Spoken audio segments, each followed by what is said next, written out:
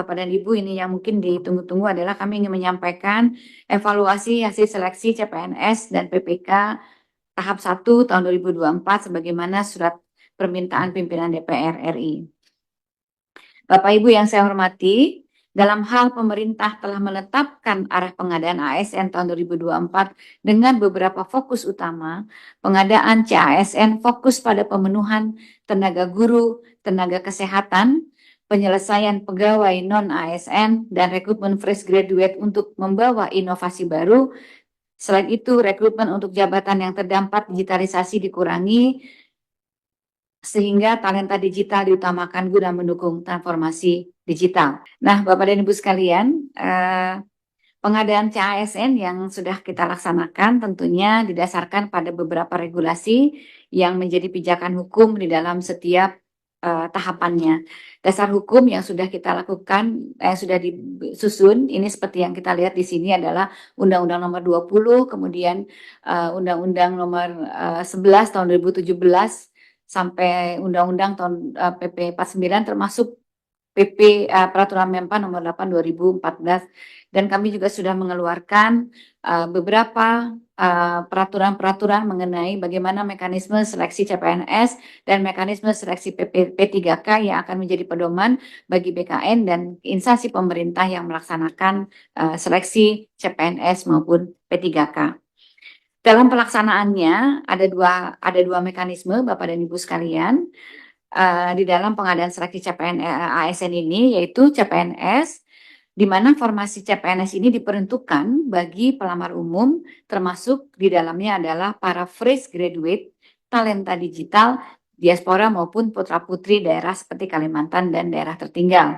Dan ini 100% kuota untuk umum.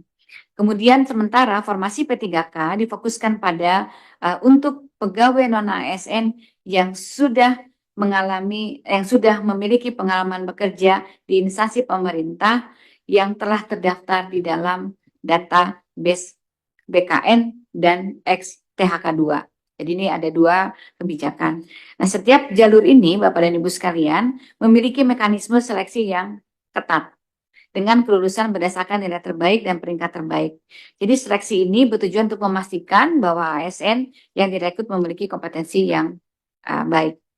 Untuk memastikan ini, kita sudah merekrut talenta terbaik seleksi ASN yang dilakukan melalui beberapa tahapan yang secara terstruktur, dari mulai pengumuman seleksi, pendaftaran seleksi, sampai nanti kita pengumuman ini ya sudah, mungkin nanti Pak Kepala BKN akan menyampaikan secara lebih detail mengenai tahapan-tahapan pengadaan untuk CASN ini. Setelah meninjau beberapa kebijakan dan tahapan pelaksanaannya, data kebutuhan pegawai dan formasi yang dibuka pada pengadaan CASN tahun 2024 yang tadi diumumkan tanggal 5 Januari adalah sebanyak 2,3 juta formasi yang terdiri dari 429.183 formasi untuk instansi pusat dan 187.333 untuk instansi daerah dan 6.027 CPNS lulusan kedinasan.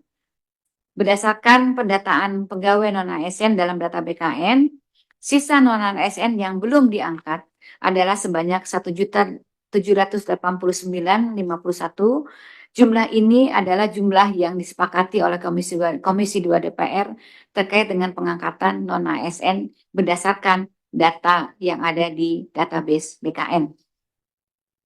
Nah, Bapak dan Ibu sekalian, setelah proses pengusulan formasi berjalan, terdapat perubahan karena kebutuhan yang kita sediakan, misalnya untuk CPNS adalah 680.822, ternyata yang diusulkan oleh instansi pusat dan daerah hanya 278, sedangkan formasi yang kita berikan itu hanya 248 formasi yang kita sediakan berdasarkan usulan yang disampaikan oleh pemerintah pusat maupun di daerah. Di daerah, kebutuhan yang disampaikan kepada kami adalah 483, tetapi usulan yang disampaikan kepada kami jumlahnya lebih kecil, yaitu sebanyak 148.113 dan formasi yang disediakan setelah kami lakukan penyesuaian pengecekan terhadap formasinya yang kita dapat adalah 134 Sementara P3K, formasi yang dibutuhkan, yang disampaikan kepada kami adalah 1.605.634 dan daerah kebutuhannya 1.383 gitu ya. Tapi yang diusulkan ke kami itu hanya 714.161 dan formasi yang kami berikan kepada daerah adalah 716.70. Jadi ini antara yang kita sediakan dengan pengusulan dari instansi itu lebih kecil. Jadi apa namanya, tempat kita sediakan sudah besar, tapi yang diusulkan karena memang ada keterbatasan ini, karena ada penetapan formasi di daerah ini berkurang karena usulan semula adalah karena adanya keterbatasan anggaran dan instansi instansi pemerintah juga mengajukan penambahan alokasi formasi dari usulan penyelesaian tenaga non ASN. Bapak dan Ibu sekalian, dari total 1.266 yang saya sampaikan tadi, berikut merupakan rincian formasi untuk CPNS dan P3K. Jadi Bapak dan Ibu bisa lihat dari ini total formasi yang sudah kita berikan kepada daerah yang tentunya lebih kecil daripada kebutuhan yang sudah ditetapkan, sampaikan kepada Kementerian Lembaga dan Daerah. Setelah melalui berbagai tahapan pengadaan, kami mencatat beberapa hal yang menjadi evaluasi, yaitu pertama, terdapat beberapa instansi yang menunda penyelesaian dan pengadaan CPNS. Jadi masih ternyata ada juga yang instansi menunda atau menunda dan pengadaan CPNS. Yang kedua adalah usulan formasi yang disampaikan pemerintah itu tidak optimal, jadi belum optimal. Jadi tidak sesuai dengan yang data yang kami punya. Kemudian instansi yang tidak mengusulkan formasi sesuai, ada juga instansi yang tidak mengusulkan formasi sesuai dengan kualifikasi pendidikan dan jabatan bagi pelamar yang sudah terdata di dalam database PKN. Yang keempat, adanya pelamar yang mendaftar pada unit kerja yang tidak sesuai dengan data yang bersangkutan. Sebagaimana telah kami sampaikan tadi, bahwa satu fokus pengadaan CASN adalah menyelesaikan penataan pegawai non-ASN. Oleh karena itu, dalam forum ini kami ingin menyampaikan bagaimana komitmen pemerintah dalam penataan pegawai non-ASN. Jika dirunut dari hulu, Bapak dan Ibu sekalian, pegawai non-ASN muncul salah satunya akibat ketidakdisiplinan instansi di dalam rekrutmen, terutama karena pilkada. Kepala daerah cenderung untuk melakukan perekrutan tenaga honorer sebagai imbas dari proses pemenangan pilkada. Hal ini juga berlaku kepada KL mungkin dalam skala yang lebih kecil. Namun demikian, meskipun rekrutmen pegawai non-ASN dilaksanakan oleh P3K atau PPK, instansi masing-masing, pada sisi hilir penataan tenaga non-ASN menuntut keterlibatan berbagai pihak. Jadi ada Kementerian Pan-RB berperan untuk menetapkan kebijakan rekrutmen pengadaan non-ASN, penetapan kebijakan, BKN berperan untuk melakukan penetapan kebijakan teknis pelaksanaan seleksi, Kementerian Keuangan mendukung dari sisi alokasi anggaran, Kementerian, lembaga, dan pemerintah daerah bertanggung jawab atas pengusulan dan pengelolaan pegawai ASN. Sementara DPR terlibat dalam pengawasan regulasi dan Kemendagri sebagai pejabat pembina pemerintah daerah juga melakukan pengendalian. Berdasarkan pendataan tahun 2022, berdasarkan database ASN, Bapak dan Ibu sekalian, dari sini kita bisa melihat bahwa data yang 2,3 juta ini ternyata banyak di tenaga administrasi. Jadi Bapak Ibu bisa melihat data profil tenaga non-ASN yang kami lakukan pendataan di tahun 2022. Profil ini menunjukkan betapa beragamnya latar belakang pegawai non-ASN yang tersebar di seluruh instansi pemerintah yang menghadirkan tantangan tersendiri tentunya di dalam upaya penataan. Nah, Bapak Ibu pimpinan dan Komisi 2 yang kami hormati, sejak tahun 2005 pemerintah itu sudah menerbitkan berbagai macam regulasi untuk melaksanakan berbagai langkah menata pegawai non-ASN. Jadi penataan tenaga non-ASN ini sudah kami lakukan sejak tahun 2005. Afirmasi sudah kami lakukan sejak tahun 2005. Jadi sampai hari ini yang kita lakukan adalah kebijakan-kebijakan yang bersifat afirmasi. Jadi langkah diawali dengan PP 48 tahun 2005 yang menghasilkan pengangkatan 860.220 pegawai non-ASN yang menyisakan pegawai yang tidak memenuhi kriteria sebanyak 60.482 THK 1. Kemudian dengan PP nomor 56, di dalam PP 48, Bapak dan Ibu sekalian, juga kami sudah disebutkan tidak diperbolehkan lagi mengangkat tenaga non-ASN. Jadi pelarangan sudah disampaikan sejak tahun 2005. Kemudian dengan PP nomor 56 tahun 2012, pendataan kemudian menjadi membengkak dari semula 60.482 menjadi 642.462. Dan kami juga sudah melakukan penyesuaian passing grade juga kita sesuaikan dan sudah diangkat, kita sudah lakukan tes yang lulus hanya 209.872, yang tidak lulus 438.590. Ini pun dengan tes yang kami passing grade untuk tes pun sudah kami rendahkan, tapi juga masih banyak yang tidak memenuhi syarat, begitu masih banyak yang tidak lulus sekitar 438.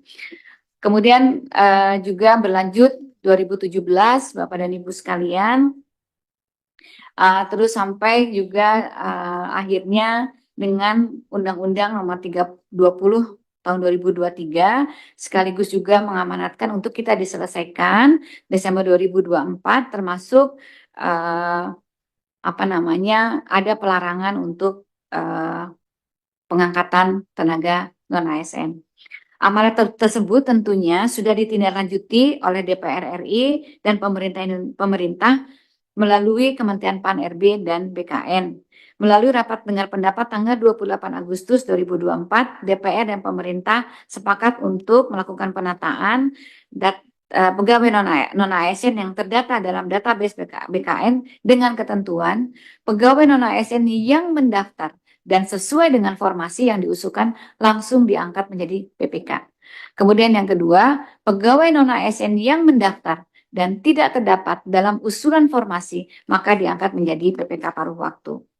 Selanjutnya, Bapak dan Ibu sekalian, nanti Kepala BKN akan menyampaikan hasil secara lebih detail dalam rangka komitmen kami untuk melaksanakan komitmen yang sudah dilaksanakan atau sudah ditetapkan pada tanggal 28 Agustus 2024. Kami sudah mengeluarkan berbagai keputusan, 3 keputusan Permen PAN-RB yang mengatur kriteria pelamar. Kemudian juga diterbitkan 3 surat menteri, yaitu yang memastikan aspek penganggaran gaji pegawai non-ASN dan PPK paruh waktu, serta penjelasan mengenai pengadaan P3K, termasuk berbagai rapat dan coaching klinik yang lebih intensif telah kita laksanakan.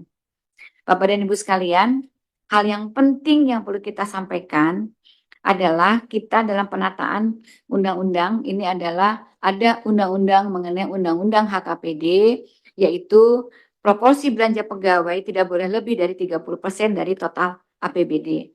Beberapa daerah bahkan sudah memiliki rasio belanja pegawai tertinggi sebanyak 57,30%. Ini tidak termasuk belanja pegawai yang ada di program-program maupun proyek-proyek yang ada di masing-masing kementerian. Jadi rata-rata nasional rasio belanja pegawai pada APBD itu adalah 37,18%. Tentunya kita semua harus mengendalikan rekrutmen ASN ini secara proporsional agar belanja pegawai tidak melebihi batas rekrutmen sehingga tidak berdampak kepada stabilitas di pemerintah daerah.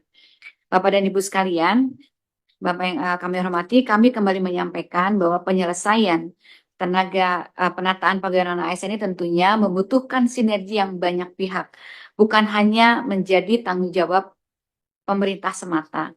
Pada proses yang sudah panjang yang telah kita lewati ini, pemerintah pusat telah melakukan berbagai upaya memberikan afirmasi dengan memberikan atau menerbitkan regulasi mengenai rekrutmen dan kebijakan afirmasi, alokasi anggaran, hingga komunikasi intensif dengan kementerian dan lembaga.